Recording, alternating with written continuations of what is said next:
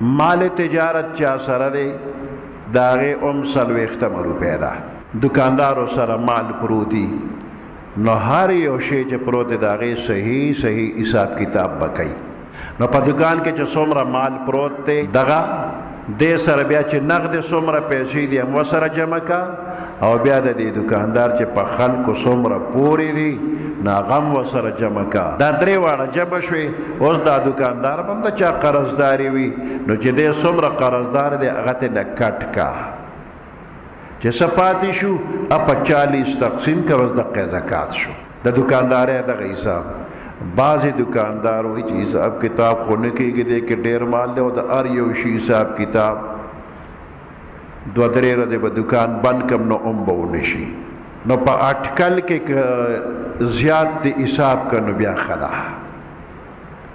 زیات به داسې مثال په طور یو 40,000 روپو مال دی زیات حساب که خو 1,000 روپۍ پکې زیاتې شوې د ډېر کړو نه بچ کېږي نو یو 1,000 که زیاتې ورکړي خیر ده که نه خو کم حساب ونه کې اسې نه چې یو 40,000 کمی حساب کې نو بچت د 1,000 روپۍ وکړو خو تاوان به بیا ډېر کې یو بنده دکانداري کوله وي یو ځل مې داسې وي زړه مې ورته بل شانت شو دونه ولې ورکومه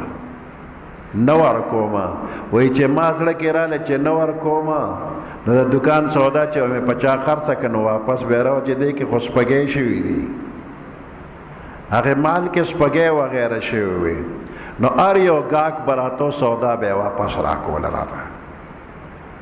وی بیا مې چاله اسم نشي ورکولی وی د شپې مې ریړه راوسته او پکې مې هر څه واچولو پسین مې لو کړل چې هسې هم راله څوک اخلي نه دا پسین لو شو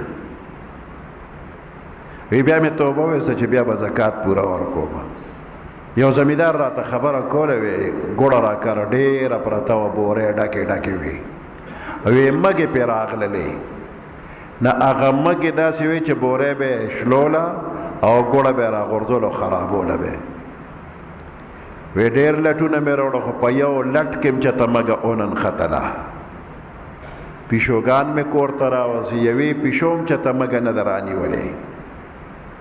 په هیڅ طریقه د هغې مګو نه خلاصېدم نه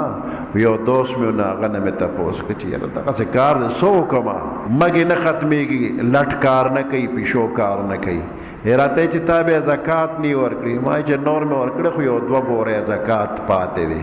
چې دغه 2 بورې زکات ورکړه نو کار به وشي وی چې کور ته رالم نو د هغې بورو نه مې 2 بورې راکوزې کړې چې دا د خدای په نوم چې غریبانانو له ورکې په کومه ورځ چې 2 بورې مې راکوزې کړې په هغه ورځ مګې ختمې شوې